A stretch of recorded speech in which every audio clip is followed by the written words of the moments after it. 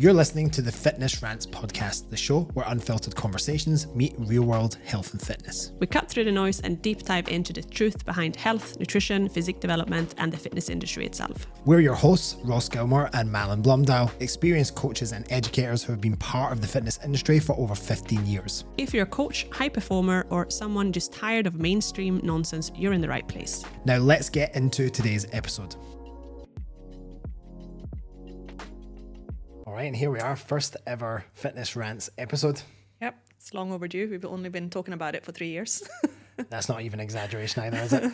But we want to just dive in straight because listen, what is Fitness Rants all about? We want to just have unfiltered conversations about things that we are seeing as coaches. We've been doing this for a long time now. We're at the point we're almost, 14 years in the industry each. So it's probably fair to say we have quite a bit of experience to share. But the other thing is our clients are constantly presenting us really interesting insights, maybe things that we don't often consider or see because you know we're in this environment, we're so used to the fitness industry and everything it entails. But this is just a great opportunity for us to sit down and have very honest, raw conversations about things that we feel passionately and strongly bounce about. A little bit on each other because we work with slightly different people, so we can draw on each other's experiences. Exactly, and we definitely have not differing opinions, but we have quite unique perspectives because, like you said, you've got your demographic, I've got mine, and that wasn't something that was obviously different from the start, but certainly over the last 4 or 5 years, it's become very evident that we work with quite different people. Maybe Miles shaking our head. I think it's different, but it's maybe also more similar than we think it is in many respects too. So, yeah. Yeah, I think that's just humans in general. We're more similar than we are different, right? So, So what we want to dive into in today's episode, and it's a topic that we find ourselves coming back to again, and again, is the very popularized anti-diet culture that has sort of arisen as an antithesis to diet culture. And let's be honest, it was always inevitable that it was going to happen. There's been decades, well, not even just decades, centuries of diet culture forming over time. If we think about it, like diet culture literally goes back as much as the 1800s, and you can actually see it documented. The first ever low carb diet was in the 1800s.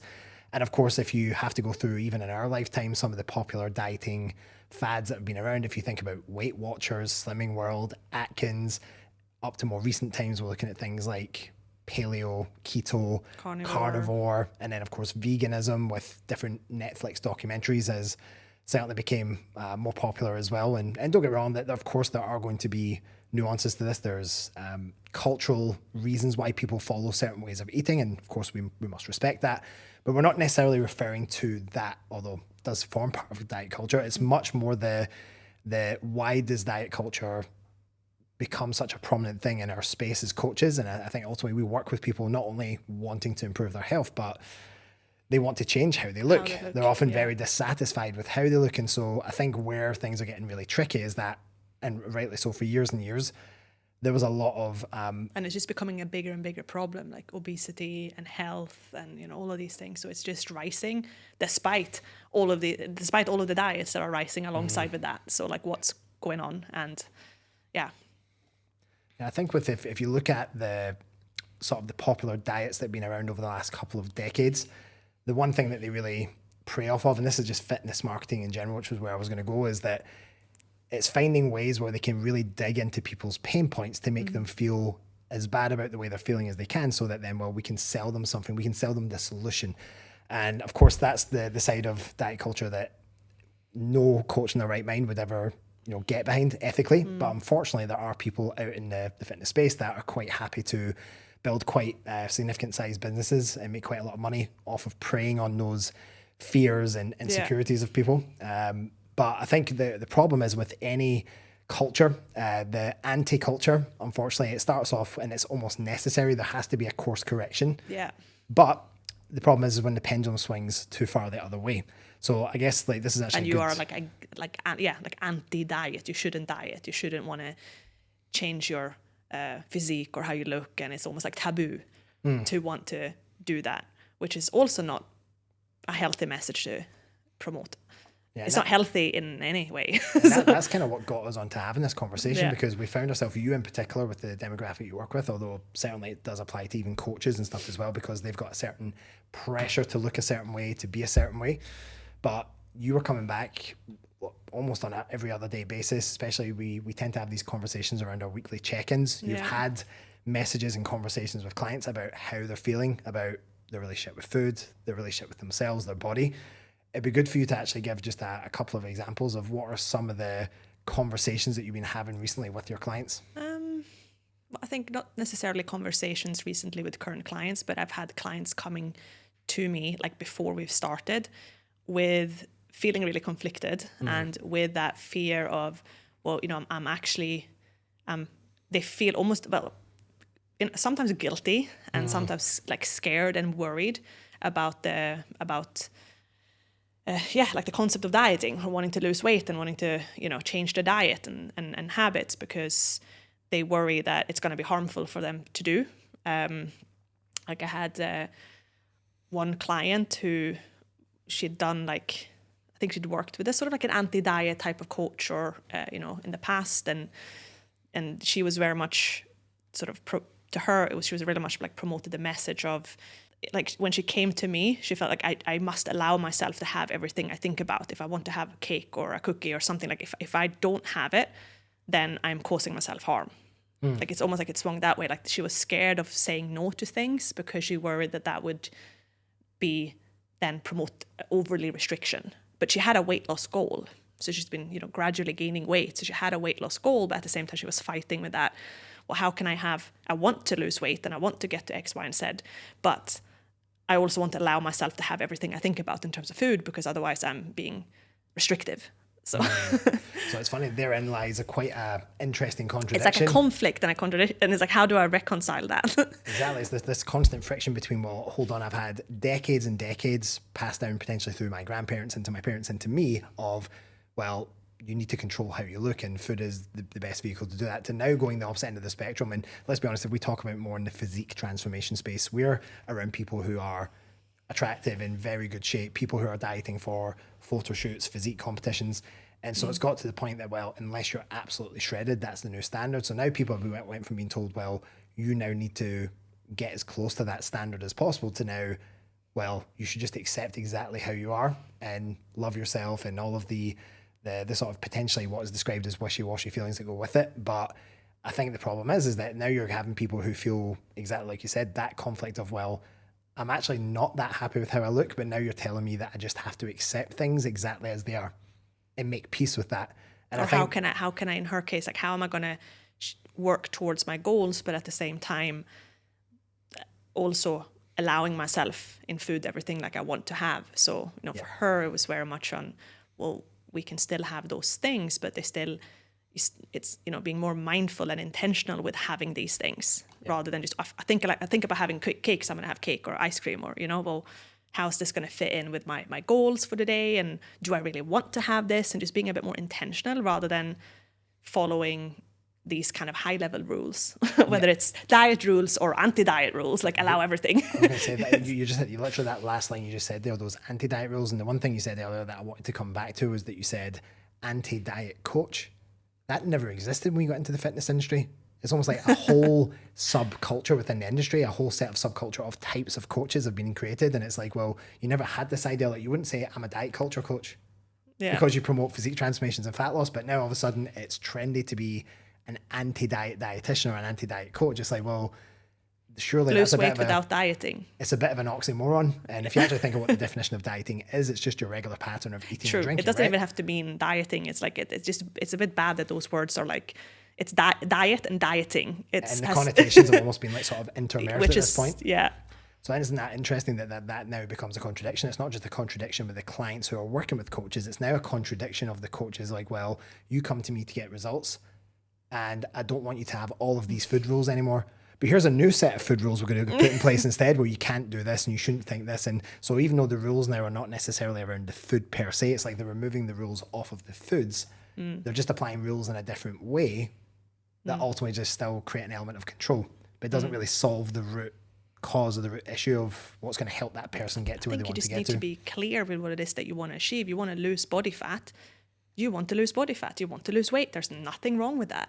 That doesn't mean to say that you should obviously cut carbs or do stupid things. Like you can it is really about working on your lifestyle and your habits and your routines and all of that stuff.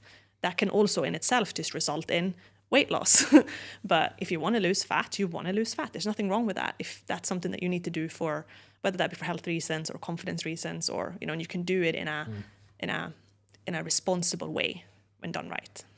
But you don't want to you don't need to I hate when you're, we're trying to dress it up in a different way. Yeah. Diet without dieting sort of thing. Yeah. It's just, or just not being able to say what it actually is. Well, that makes sense. It's trying to get people to go away from quote unquote, I don't stop the fad diets by starting another fad and following a new fad that's dressed up exactly like you say. It's window dressing. It's like, well, yes. we're now giving you a different set of rules. We just won't call them food rules anymore. Yeah. And what the thing that's quite powerful and a bit dangerous about the anti-diet movement is the fact that people create a whole identity around it as well. And we know how powerful it is when we're talking about long-term transformation, and we're not just talking about the physical aspect. Sure, like the physical transformation is the vehicle for transformation, but the reality is it goes so much deeper than that if it's done well. And identity shifting is a massive component of quality coaching, right? The problem is that if you go down the anti-diet route and then you tie your whole identity to that, how do you dig yourself out that hole when you realize, actually, this is not working for me anymore? And I think when we've seen this in practice as coaches, you've got clients like those that you've mentioned coming to you and they're like, well, I want this result, but I've now got my identity attached to these set of behaviors and beliefs. So until you address that, or almost accept that you're going to have to almost rewire that whole belief system again, you're going to constantly just be butting your head against the wall and meeting conflicts with, well, I want to be this way, but I also have to remain this way because this is who I am. So I think that's where we, not just we, but coaches out there in general who are genuinely trying to do good body composition work, not 8 to 12 week transformations, not irresponsible dieting, not focusing on the whole journey where fat loss and transformation and focus, and that might be part of that journey, but it's for the vast majority of people that we both work with, it's never just about that. Like, it's about getting yourself out of that, coming back to a new normal, you know, maintaining, maybe focusing on building muscle and strength and performance, and, you know, all of these different phases is what will form that whole journey that will ultimately lead to the results that at least that's something that we do have in common. Like, most of our clients look for like body recomposition. It's not just about weight loss, or, you know, it's actually improving their composition, building muscle, losing fat, and, you know, doing so in a healthful way, as healthfully as possible. I guess then the next question that we have to ask is, rather than rejecting diet culture or anti-diet culture, because my belief is this, is that extremes exist for a reason. And often the extremes can actually teach us really valuable lessons. They can sort of pull us away from certain biases we might have and allow us to start questioning if there are other things that we need to consider or think about or change. Yeah. But exactly, like you just hit the nail on the head. How do we sort of find a middle ground and consolidate all of that? So where would you start with all of this? Like, if you've got a client that's on either end of that spectrum, where they're really heavily been into diet culture, where they're following all of the stuff that we talked about, the ketos, the super low calorie or low carb diets, but on the other end, someone else might come to you and it's literally the opposite, where they're like, well, I literally, if I want to have 2 muffins a day, I should honor that because that's me honoring my cravings and my wants and desires. I don't know. I think, like, first of all, like, trying to detach yourself from the labels of either extreme. And at least as a coach, and what I want to do for my clients is, okay, well, I'm looking at where are you right now? Like, what do you need right now, depending on where they are, and then go from there. So, you know, if you're somebody who's more towards one extreme, like, how can we then, you don't want to pull somebody from one extreme, of course, to the other extreme. So you just need to try and move them down the, what do you call it? The scale? The spectrum, gradually, so that we can get to somewhere which is balanced. And the truth is, like, the balance for most people is not going to be about just obviously eating everything at sight, and like that, it's going to be in the middle. The key point I sort of take from that is that, and there's one phrase that we've actually not used in all of this, which is quite surprising when we're talking about things like diet culture or not, is yo-yo dieting. That thing you talked about, going from one extreme to the other, that is literally the definition of yo-yo dieting. So if you think, well, someone who's going from diet culture and then they, you know, let's just say we call them a lifestyle client. You know, you and I both hate, and I know your coach hates this use of lifestyle client. Like, what does a lifestyle client mean? But let's just say we're talking about someone who's not in the fitness industry, trying to do an advanced composition goal like a photo shoot prep, or even a you know, advanced transformation, or get on stage. The problem is many Gen Pop clients, they'll go to someone like their favorite bodybuilding coach or whatever else, and they're not necessarily, I'm not saying this is all bodybuilding coaches, because some are very good with a broad range of broad range of clients, big demographic, but most prep coaches, for example, they very much have what I like to call their protocols and checklists. It's a case of, well, it's copy paste. Yeah. This is how it works for people who are at the epitome of what we're trying to achieve in terms of composition. And then it completely alienates all of the stuff that's required to get someone to a point where they're even ready to start or something like that. And so instead of maybe this, we'll call her Susie. Susie Muffin Top heads over to the local prep coach in the gym. It's like, right, I need help losing some body fat. And then all that happens is she goes from that diet culture and she now goes to the opposite end of the extreme, where there's so many food rules, limitations, food you can and can't have, rigid meal plans that have absolutely no give or deviation. And so this is, I think, within the fitness culture in our time that we've seen, this is where most of the yo-yo dieting has occurred. It's inflexible and protocol pushed setups from coaches that ultimately drive a lot of this behavior. And we have a responsibility, in my belief, as coaches, to do better. We need to be able to meet the person in front of us, exactly like you said earlier, meet them where they're at. And then ultimately we want to promote autonomy. That's a word 100%. that I really like. Like we want them to, how are we going to get them from where they are to where they feel in control and in charge of their own bodies. But for autonomy to happen, what do we need to do before we can get to the point? Because they're not just going to start with autonomy. They're going to have to acquire some things. They're probably going to have to build acquire competence in their competence. And for me, something that I do a lot in the beginning with pretty much most of my clients is like just tuning into their hunger, like the emotional and physical regulation is something that's off on either extreme. So just, okay, well, let's start making this. We already know, like on a base level, like what most people need to do to support themselves, like eat regular meals, eat balanced meals, get enough protein. So, I start with one bite-sized thing and then, okay, we'll make this change.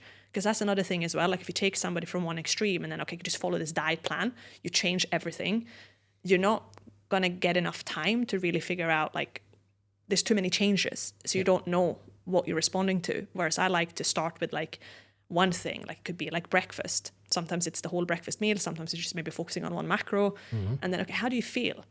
Like when do you start feeling hungry? If they feel hungry quite quickly, then that might mean, okay, we need to increase the meal size. Or if they have a bit suppressed of an appetite, then it might need to take a little bit of time to like build up until you feel like hungry in the morning and stuff. Because actually feeling hungry is normal and you want to eat when you feel hungry. So a lot of the work that I do with my clients is around that and them starting to understand their own bodies. Because once you understand that, then that will help with that autonomy and confidence and lead to everything else. That's good. 100%. I mean, to that point about you saying waking up in the morning, I think fasting, we're going to talk about another hugely influential part of the last decade in terms of diet culture is the idea of fasting and it being this panacea of all of these benefits, health benefits, and for fat loss. But the reality is, and I woke up and I remember it was my dad that taught me this. He's like, there's 3 H's that you should feel when you wake up in the morning. You should feel hungry, happy, and horny. He's like, if you've got those 3 H's, that's a sign of good health. And the funny thing is, my dad doesn't know a lot about fitness and nutrition, right? But I think our parents, grandparents, they sort of intuitively knew something about biofeedback before biohacking became such a popular industry that it is now, and of course worth billions and billions of dollars at this point. But coming back to that point you made about this, starting with the low-hanging fruit or big rocks first and then building on that. The concept of that, of course, we know is habit stacking. Yeah. But in order to do habit stacking successfully, that's not being done from restrictive food intake or from overconsumption. It's coming from a place of let's establish what our maintenance is. We talk about this all the time, like make maintenance great again, because often people just MMG instead of MAGA, make America. It's like we need to come up with our own acronym. That's as much MMGA. We can try this outside the podcast, I think, but it's as close to politics as you're going to get in this podcast, I think. Yeah. But I think the thing is we talk about this all the time, is that I think fat loss in general, part of diet culture, of course, is put so much up on a pedestal that, and then of course, then people talk about the idea, well, I want to build muscle. And I would say that bodybuilding has somewhat of a part to play in this in terms of blaming, where it's like this whole cutting and bulking thing. But the reality is that unless you're trying to compete in competitive bodybuilding, or you have got a goal of adding a serious amount of muscle tissue in a seriously short amount of time, or in a relatively short amount of time, most clients don't need to go to those extremes to make progress. In fact, most of them will do a lot better just spending, and I think this is one of the most underrated approaches in coaching is, hey, for your first 4 to 6 months, we are going to literally have you at maintenance calories. We're going to teach you what that is, all the habits that surround that, how you should feel when you're at a good maintenance, how that's going to feel in terms of recovery, how that's going to feel in terms of training performance. But then say we take it back to the dieting specifically, it's going to teach you a lot about natural hunger signals, about cravings, about how to honor that, about when to know that actually a little bit of hunger is quite normal. Coming back to the morning thing, if you actually did that, what we found, and we've had female clients that have came to us that are almost like chronic under eaters, but of course they overeat on the weekends often. It's like yo-yo. It's like weekday dieting and weekend splurging kind of thing. And so what ends up happening is they get all the detriments of eating too much calories and none of the benefits of being in a deficit. Yeah. Overall across a week. And then what happens with that is it's like, well, then they get frustrated, like, well, and they get petrified of, well, I can't eat more food because I'll just, I'll get fat, I'll get bigger. So we need to level things out, like spread the calories out and just stabilize the intake. That's really what it's about, right? And it's like we've talked about so many clients. I was going to say as well, because you're saying a lot of good stuff there, but like a lot of often when you start with what maintenance is for a lot of my lifestyle clients is that they've been usually in a surplus. So what happens is that by focusing on maintenance is that they often get into a deficit. So you actually start to, it's not necessarily as like when you're in a focused fat loss phase, everything is very predictable and steadily when it's done right. Yeah. So in this situation, you might see a weight loss and then but it tends, at least with my clients, like they tend to still lose weight, but they don't feel necessarily like they are dieting or in a focused fat loss phase. Well, what's the other thing that happens with that though? They go from eating a very caloric dense diet to eating a much more nutrient dense diet. Yeah. So there's like, well, how am I eating more? Yeah, but that's a typical one as well. Such a common phrase. So like, and this is also where like I usually say to my clients in the beginning, we're going to look at the data, but we're going to try not judge the data because the data gives us knowledge about what's going on.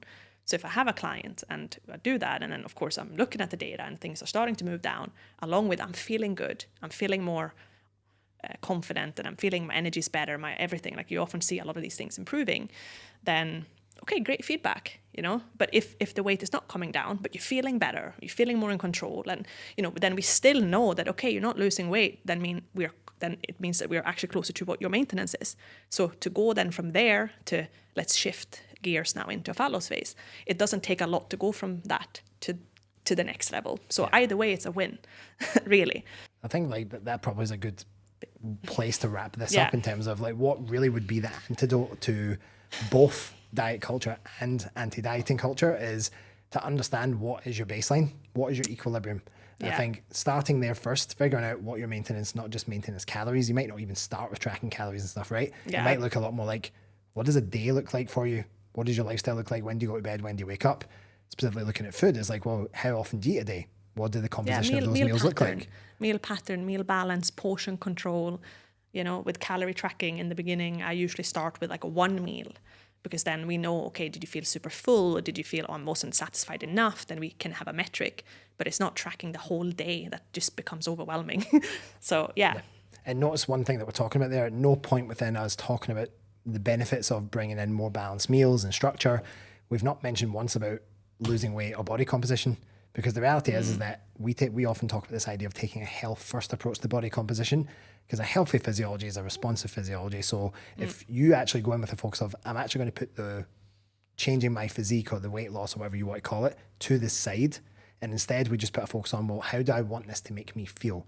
Yeah. What other byproducts and benefits that I want from this? I want to be sleeping better. I want to feel more energetic. I want my blood sugar to be balanced across the day. I want to perform in the gym and feel like a badass and all that stuff. And so I think if you put the emphasis there first, take the pressure off. That helps, especially with women when you have been dieting, even if you haven't actually been dieting, because your weight has been going up. So you haven't actually been dieting technically, but you've mentally been dieting. You've been thinking about dieting. So when all your focus is on that, then it can help to take the focus away from that and then come back to it when you're in a stronger place to do so. And like you said, the ironic thing is by putting the baseline habits in place and building a better mindset around it on all the things outside of body composition change, you inevitably end up with quite favorable body composition change, and you have all the tools, but without feeling like you're physically actually dieting as well. That's, you know, when fat loss is done right, I mean, we're going on to different topics now, but then it should actually feel, not saying it is easy, but it should feel easy, because it's almost like, you know, like you're not trying to force, I'm going to not eat carbs, I'm going to not do that. Like, it's not something that you forcefully have to think about. Like, you just know how to set things up, and things move anyway. And anyway, it's a different the realities topic. of dieting is something we're going to talk about in our next podcast, right? Yeah. So let's wrap this up. But ultimately, this is why we have priming phases. It's exactly for that reason, right? It's to make people physiologically and psychologically ready to start a dieting phase. So if you want to find what would be the antidote to the dieting and or anti-dieting culture, it's building strong foundations. Build strong foundations and learn how to live at a balance. Yeah. And that's a wrap for today's episode of the Fitness Rants podcast. If you got value from this conversation, be sure to hit subscribe on either YouTube or your preferred podcast platform so you don't miss any of our weekly rants. Oh, and if you're feeling generous, we would really appreciate it if you would drop us a 5-star rating or a review, because it would help more listeners like you to find the show. If you haven't already, be sure to connect with us on Instagram. We'll leave our handles in the episode description. Thanks for tuning in. We look forward to having you back for our next episode.